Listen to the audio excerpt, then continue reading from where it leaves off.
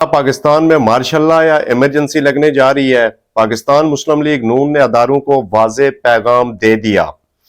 ख्वाजा साद रफीक ने पाकिस्तान तहरीक इंसाफ को दावत दे दी हुकूमत बनाने की। साथ ही मौलाना फजलुर रहमान ने एक बड़ा यू टर्न ले लिया, अपने बयान से फिर गए और इमरान खान अच्छे बच्चे बन गए। अब उन्होंने क्या अच्छा फैसला किया है वो भी आपके सामने रखूंगा। आपसे गुजारिश है कि वीडियो आपने पूरी देखनी है, इसको स्किप नहीं करना ताकि डिटेल से आप आगाह हो सकें। नाजरीन, सबसे पहले चलते हैं मुल्क में मार्शल लॉ और इमरजेंसी की जो खबरें गर्दिश कर रही हैं उसकी तरफ। ये क्यों गर्दिश करने लगी और इसके पीछे वजह क्या बनी। तो गुज़श्ता रोज जुमे के रोज कराची में सिंध में एक बड़ा पावर शो किया गया। इमरान खान के हक में जीडीए ने एक बहुत बड़ा पावर शो किया, एक एहतजाजी मुजाहरा किया मुबैना धांधली के खिलाफ, और उसमें लोगों का समुंदर उमड़ आया। ये साथ आप वीडियो देख सकते हैं कि बड़ी तादाद में लोगों ने इस एहतजाजी मुजाहरे में शिरकत की। इसमें मुबैना धांधली के खिलाफ जीडीए का पावर शो हो सकता है मुल्क में मार्शल लॉ लग जाए। उरू के रूहानी पेशवा ग्रैंड डेमोक्रेटिक अलायंस के सरबराह पीर सुबगतुल्लाह राशिदी अल मारूफ पीर पगाड़ा, उन्होंने कहा है कि जो खिचड़ी बन गई है 8 या 10 माह से ज्यादा हुकूमत नहीं चलेगी और फौज ने सबको आजमा लिया है, अब आजमाने को बचा क्या है। हो सकता है कि इमरजेंसी या मार्शल लॉ लग जाए। जुमे के रोज सिंध में जीडीए के इंतखाबात में मुबैना धांधली के खिलाफ एहतजाजी धरने से खिताब करते हुए पीर पगाड़ा ने कहा कि हालात अच्छे नहीं है, अगर हम बाइकाट करते तो इनको एक्सपोज नहीं कर पाते। अब कौमी और बैन अल-अक़वामी सतह पर ये इनकी बदनामी हो गई है, इस इलेक्शन को कौन मानेगा। आज जीडीए की कॉल पे बड़ी तादाद में लोगों ने शिरकत की और इसमें पीर पगाड़ा ने इमरान खान के हक में नारेबाजी भी करवाई, इमरान खान का साथ देने का ऐलान किया और इसमें उन्होंने ये भी कहा कि अगर इमरान खान चोर है तो हम सब भी चोर हैं। तो ये सूरत हाल है कराची की, जिसमें इंतखाबात के बाद और मुबैना धांधली के खिलाफ अब तहरीकें जोर पकड़ना शुरू हो गई हैं।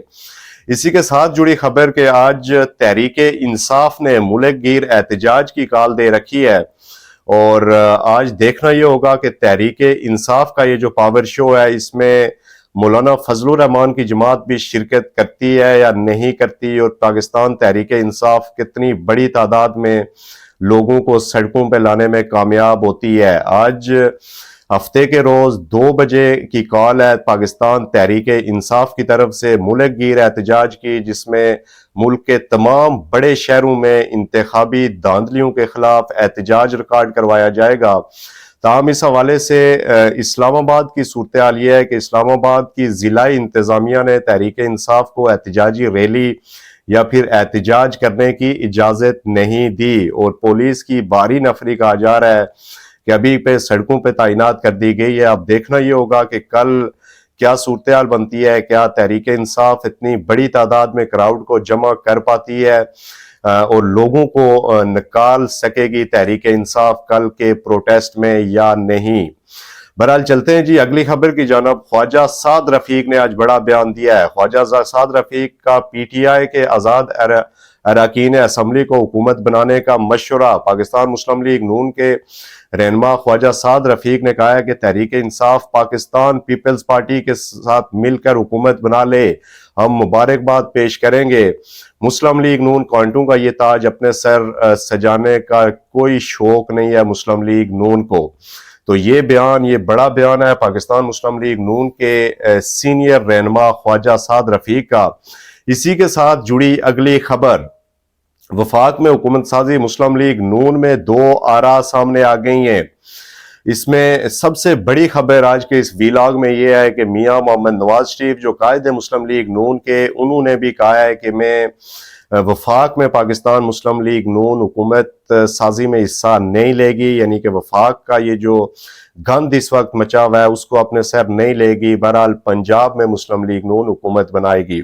इसकी तफसीलात कुछ यूं हैं कि पाकिस्तान में आम इंतखाबात के बाद मरकज में हुकूमत कौन बनाएगा, इस बात पर एक मरतबा फिर तनाज़ा सर उठा रहा है। इससे पहले पाकिस्तान तहरीक इंसाफ ने दावा किया था कि इसके हमायती अरकान की तादाद असम्बली में ज्यादा होने की वजह से وہ حکومت بنائیں گے. تاہم دوسری طرف جو دوسری بڑی پارٹی تھی پاکستان مسلم لیگ نون، انہوں نے ایک طرف دعوت دی تحریک انصاف کے آزاد اراکین کو کہ آپ کی اکثریت ہے، آپ حکومت سازی اگر کر سکتے ہیں، نمبر گیم پوری کر سکتے ہیں تو آپ وفاق میں حکومت بنائیں، ہمیں کوئی اعتراض نہیں ہے.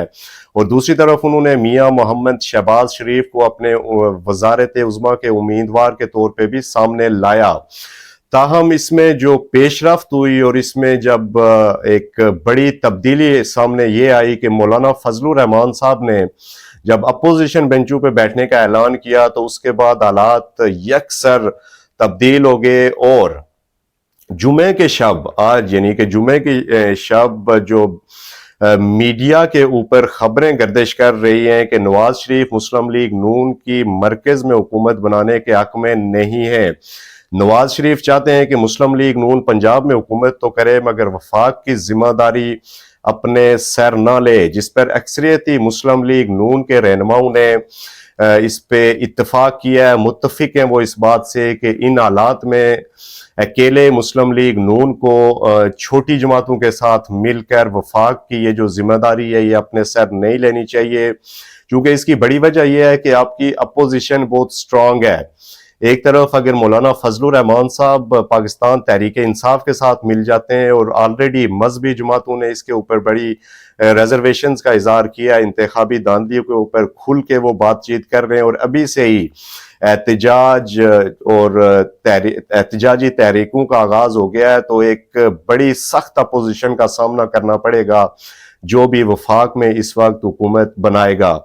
تو اس سلسلے میں آج مسلم لیگ نون کا اجلاس ہوا. اس اجلاس کے بعد میاں جاوید لطیف صاحب نے کہا کہ میں اجلاس میں موجود تھا، اجلاس میں جو باتیں ہوئی ہیں، جو ہماری ڈسکشن ہوئی ہے، اس کو فی الحال ہم میڈیا پہ نہیں لا سکتے. تاہم انہوں نے یہ بات ضرور کہی ہے کہ مسلم لیگ نون کی اکثریتی رائے یہ ہے کہ وفاق کی ذمہ داری پاکستان پیپلز پارٹی اگر کابینہ میں شامل نہیں ہوتی تو ہم اپنے سر نہیں لیں گے. اس کے اوپر نواز شریف کا بھی یہ موقف ہے، اور اس کی ایک دلیل یہ بھی ہے کہ آج پاکستان مسلم لیگ نون اور پاکستان پیپلز پارٹی کے جو وفود ہیں ان کی ملاقات ہونا تھی. اس میں حکومتی جو معاملات چلانے کے اوپر یہ ملاقات ہونی تھی وہ آج صبح ہی منسوخ کر دی گئی، اور مسلم لیگ نون کا ایک اجلاس قائد مسلم لیگ نون میاں محمد نواز شریف کی زیر صدارت ہوا، اور اس میں یہ آراء مسلم لیگ نون ڈیوائیڈ نظر آئی. جو لوگ یہ کہتے ہیں کہ وفاق میں حکومت لی جائے ان کی تعداد کم ہے، تاہم اکثریتی رائے یہ ہے کہ مسلم لیگ نون کو پنجاب میں حکومت کرنی چاہیے، پنجاب پہ فوکس کرنا چاہیے، گڈ گورننس کے اوپر انہیں توجہ دینی چاہیے، اور یہ جو ڈنڈ پڑا ہے اس وقت مسلم لیگ نون کو اس کو ریکور کرنا چاہیے، اور وفاق کی ذمہ داری بالکل نہیں لینی چاہیے ان حالات میں.